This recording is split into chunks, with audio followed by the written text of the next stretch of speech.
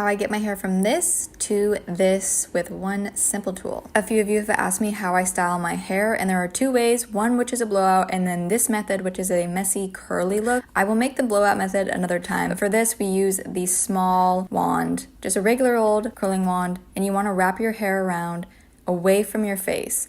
The key here is to make the curls loose because we do want volume, but not too much. And this depends on how much hair you have. I have thick hair, so I make them pretty loose. They're supposed to be messy. It doesn't really matter. This look, it looks a little frizzy. It's a little messy. That's the whole point. So wrap away from your face and hold for as long as you want. If you have thinner hair, you might want to make tighter curls if you want more volume in the end. But for me, if I made tighter curls, I would have way too much volume by the end of it.